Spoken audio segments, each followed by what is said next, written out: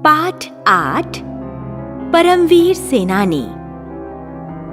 पूर्वी उत्तर प्रदेश का एक छोटा सा गांव था। गांव में दर्जी की दुकान पर अब्दुल हमीद बैठा था। उसके मन में बार बार कुछ कर गुजरने की इच्छा उठती थी। गांव का ही एक सिपाही फौज में था और छुट्टियों में आया हुआ था।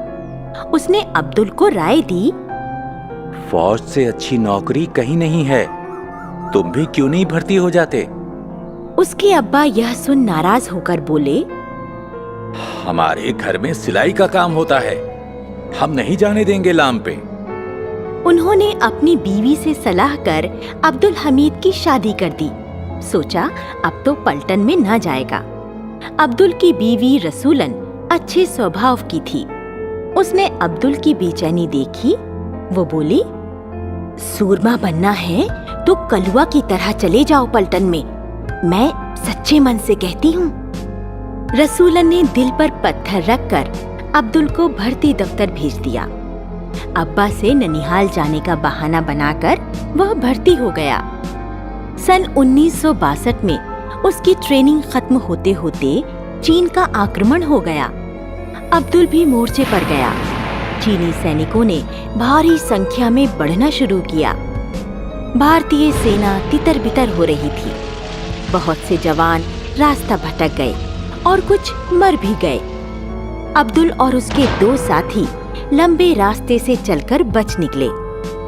10-15 दिनों तक बचकर अपने इलाके में पहुंचे। कलुआ की मौत सुन अब्दुल सकते में आ गया। फिर एक दिन भारत का झंडा देख घायल अब्दुल को वहां पहुंच खबर मिली कि लड़ाई बंद हो गई है और सेना को घर जाने की छुट्टी मिल गई। अब्दुल के घर पहुंचने पर गांव में खुशी मनाई गई। कलुआ की मां ने अब्दुल से कहा, मेरा लाल कहाँ है बेटा?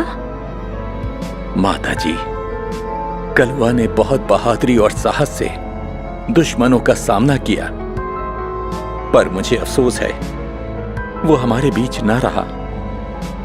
मई 1964 में पंडित जवाहरलाल नेहरू की मृत्यु से पाकिस्तान को भारत के टुकड़े करने का अवसर मिला और उसने जम्मू कश्मीर, राजस्थान और पंजाब में घुसपैठिए भेजे।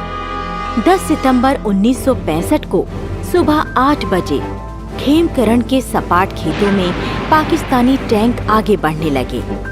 वहां अब्दुल अपनी कंपनी को लेकर जा डटा। एक जीप में सवार अब्दुल ने ऐसी कमान संभाली कि दुश्मन के टैंकों को अपने गोलों से उड़ा दिया। अब दुश्मन के टैंकों ने अब्दुल के चारों ओर घेरा डाल दिया।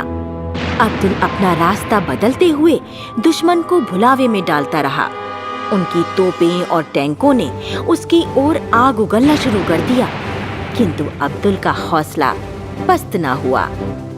बढ़ते बढ़ते खेमकरण में टैंक खेत होते रहे और वहां दुश्मन के टैंकों का कब्रिस्तान सा बन गया। अकेला अब्दुल अपनी मशीन गन से 2 टैंकों को आग लगाकर तीसरे टैंक पर गोलियों की बौछार कर रहा था। उसी समय उसकी जीप एक जलते टैंक से टकरा गई। अब्दुल की बहादुरी से उसके साथियों के हौसले बढ़े और इस तरह भारतीय जमीन से शत्रु सेना भाग गई। अब्दुल बुरी तरह घायल हो गया था। उसका सारा शरीर आग से झुलस गया, आंखें खराब हो गईं। वह वहीं शहीद हो गया। उसके घर पर रसूलन, उनके 2 लड़कों और 1 लड़की को अब्दुल के शहीद होने की खबर मिली तो उनकी आंखों से गंगा जमुना बह निकली। बूढ़े माँ बाप की तो बात ही क्या, उसने वीर सैनिकों का मस्तक ऊंचा कर दिया। मरने के बाद सरकार ने अब्दुल हमीद को परमवीर चक्र से सम्मानित किया।